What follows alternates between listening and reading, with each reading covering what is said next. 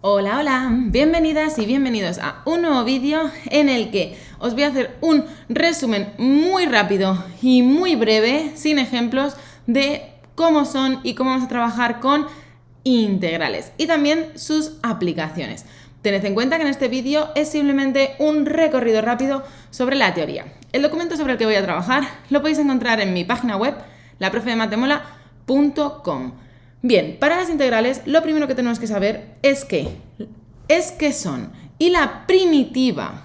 Lo primero tenemos que saber el concepto de primitiva. Y es que la primitiva de una función es justo lo que tendríamos antes de derivarla. Es decir, nosotros tenemos una función y cuando la derivamos obtendríamos lo que vamos a tener dentro de las integrales. Esto significa que lo que vamos a tener que pensar es justo al revés que para derivar. Vamos a tener una función, una expresión, que vamos a tener que pensar qué ha pasado o qué hemos derivado para obtener eso. Por ejemplo, si yo tengo un coseno, ¿quién se convierte en el coseno después de ser derivado? El seno, efectivamente. Pero todo esto es un poquito más complejo y se vuelve un poquito más complejo. ¿Por qué? Porque sabemos que al derivar tenemos la regla de la cadena y ciertas reglas de derivación que complican esto un poquito. Entonces, ¿qué vamos a tener que hacer? ¿Cómo vamos a tener que abordar este tipo de problemas? Bien, lo primero es que, como os digo, vamos a tener que conocer muy bien la tabla de derivadas, que la tenéis aquí también en este documento. Aunque también os pongo aquí y os hablo de la tabla de integrales, no os recomiendo que os conozcáis la tabla de integrales. Realmente lo importante es conocer la tabla de derivadas, porque conociendo las derivadas, si ya no sabemos, si por ejemplo en una integral yo tengo esta parte, pues ya puedo empezar a pensar que esto, si yo tengo esto dentro de una integral, pues será la tangente. Y fijaos que por culpa de la regla de la cadena, dentro de la integral, para tener una integral inmediata, que es lo que siempre vamos a ir buscando, a ser posible, voy a tener que tener no solo la derivada de la función, sino también la derivada de lo que tengamos dentro de una función. Si es una función de una función, como por ejemplo esta tangente, es la tangente, que es una función de una función, una expresión que tendremos aquí. Puede ser 2x, 2x más 1, 2x al cuadrado más 1, no lo sabemos. Entonces aquí no solamente tendremos el coseno al cuadrado de lo que tenemos aquí, sino también lo tenemos que tener multiplicado por su derivada. Y esto es un truco que vamos a tener que utilizar. Porque como os digo, cuando nos ponemos a integrar, nos encontramos con una expresión, lo que vamos a hacer es, por ejemplo, os voy a poner me voy a ir al arcoseno, por poner un ejemplo, ¿vale? O no, al logaritmo neperiano. Voy a ir al logaritmo neperiano. ¿Por qué? Porque el logaritmo neperiano es una de las más habituales.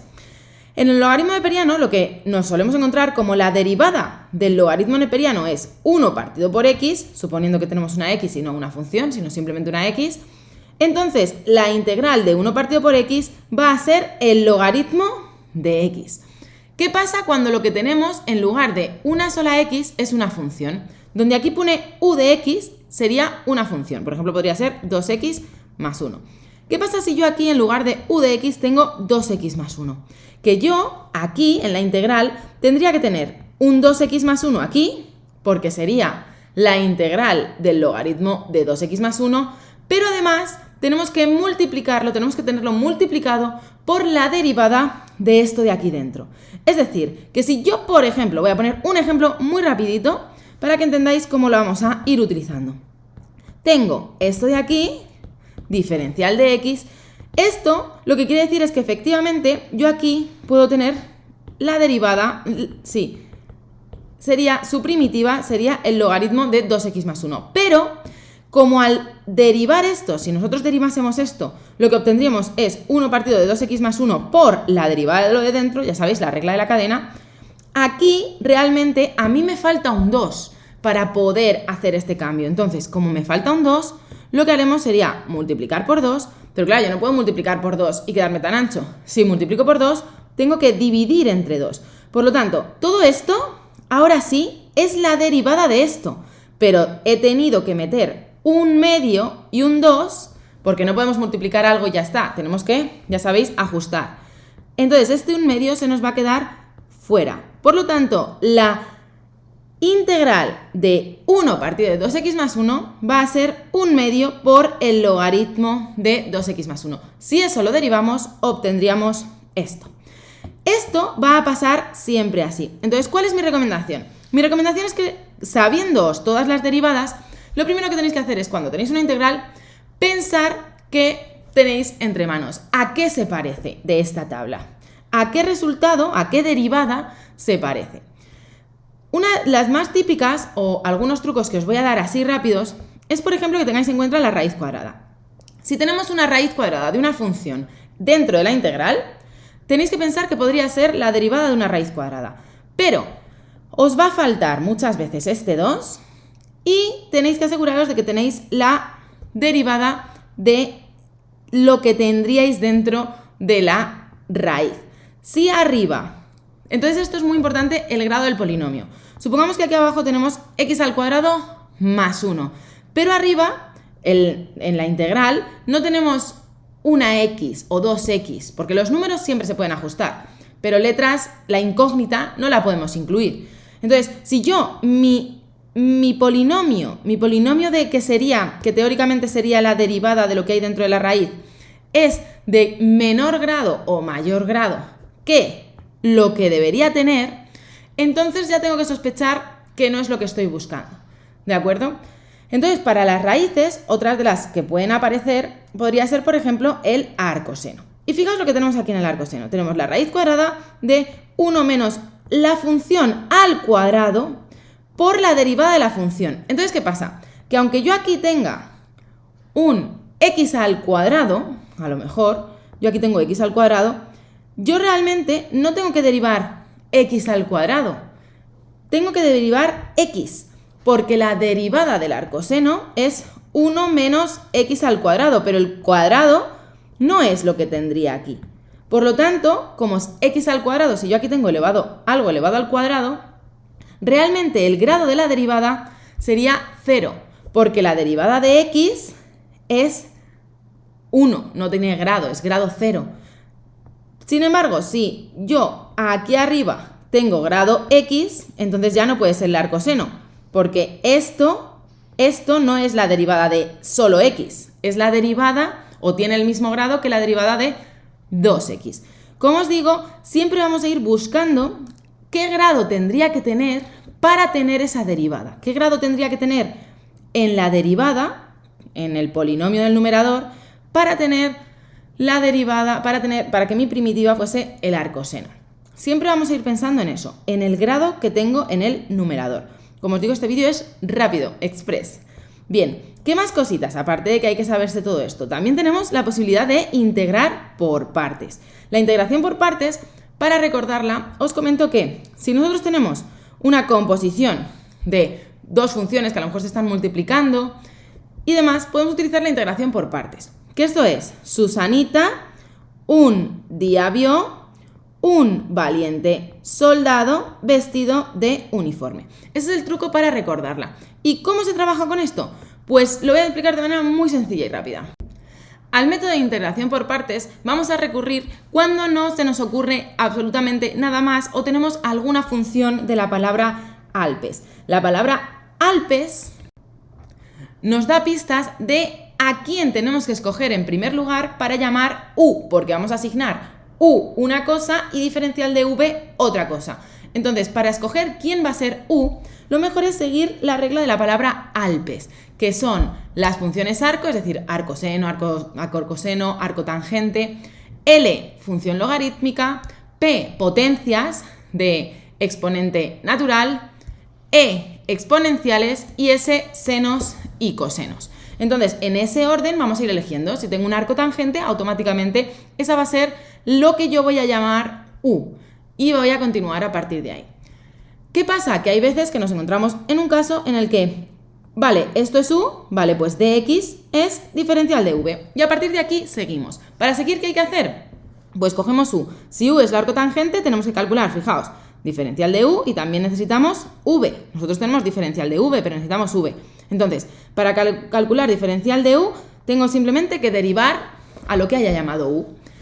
Para calcular v tengo que integrar. Entonces, si yo integro diferencial de x, eso ya sabemos que la integral de diferencial de x, ¿no? Es una x. Y entonces ya aplico mi fórmula. Y como veis, lo que nos queda aquí ya es una integral mucho más sencilla, porque fijaos que lo que tenemos, lo que os decía antes, tenemos 1 más x al cuadrado y lo primero que os he dicho, pensamos en la derivada del denominador. La derivada de esto sería 2x. 2x tiene grado 1, es un polinomio de grado 1. Y yo tengo un polinomio de grado 1. Por lo tanto, esto va a ser un logaritmo. Pero me falta un 2. Como me falta un 2, simplemente voy a poner un medio. Ya lo tenemos. Y así es como resolveríamos con integración por partes. Vamos rápidamente a seguir con lo siguiente. Las integrales también nos podemos encontrar con que tenemos que integrar y tenemos un polinomio, tenemos una fracción. Entonces, para integrar fracciones vamos a seguir 3 puntos clave. Lo primero que vamos a intentar es descartar que sea inmediata, es decir, como os digo, comprobando que no puede coincidir con ninguna integral inmediata. Es decir, comprobamos ya sabéis, la derivada del denominador, comprobamos los grados, comprobamos si puede ser a lo mejor un arcoseno, que sea 1 menos, raíz de 1 menos la función elevada al cuadrado, comprobamos estas cosas. Una vez eso lo hemos descartado, vamos a determinar las raíces del denominador. Las raíces. Para descomponer las raíces nos pueden dar varias cosas. Que el grado de p, es decir, del numerador, sea menor que el grado del denominador, y entonces, en este caso, q puede tener raíces reales simples, múltiples, simples y múltiples, o raíces complejas. O también puede ser que el grado del numerador sea mayor que el grado del denominador, y entonces, en este caso va a ser el más sencillo, porque lo que tenéis que hacer es simplemente dividir el numerador entre el denominador, y entonces nos van a quedar por cociente. Nos va a quedar que p de x va a ser igual a q de x por un cociente y nos va a quedar un resto. Entonces lo vamos a sustituir, eso que nos ha quedado lo vamos a sustituir en la integral y vamos a intentar resolverlo de esa manera. ¿Vale? Pero ¿qué pasa si lo que nos queda es que el grado de p es menor que el grado de q? Pues para eso vamos a recurrir a las fracciones simples. Tenemos que descomponer en fracciones simples. Y esto os voy a poner un ejemplo muy rápidamente. Ya sabéis que tenéis un vídeo mucho más extenso en mi canal y ya está. Para dividir en fracciones simples, fijaos, si lo que nos encontramos aquí, fijaos, efectivamente el numerador tiene menor grado que el denominador, por lo tanto lo que hacemos es, calculamos las raíces, nos quedan 1 y menos 4 como raíces, y entonces para fracciones simples lo vamos a dividir así. Pero claro, A y B van a tener valores en función de lo que tenemos aquí en nuestro numerador. ¿Qué hacemos? Pues mínimo con un múltiplo. A la tenemos que multiplicar por x más 4 y a b por x menos 1. Entonces nos va a quedar algo así. 5, en este caso, es igual a x más 4 por a más x menos 1 por b. Y entonces, dando valores, por ejemplo, si damos que la x valga 1, pues nos queda 5a es igual a 5. Luego a vale 1. Si damos que la x valga, por ejemplo, menos 4 para que esto se elimine, aquí tengo menos 5 por b, aquí 0, es igual a 5. Por lo tanto, la b queda menos 1. Y ya tenemos dos integrales diferentes en una suma que podemos abordar con, en este caso, logaritmos de forma muy sencilla. Y hasta aquí las integrales racionales. Y ya solamente nos queda una última cosa que os pongo aquí, que es el área.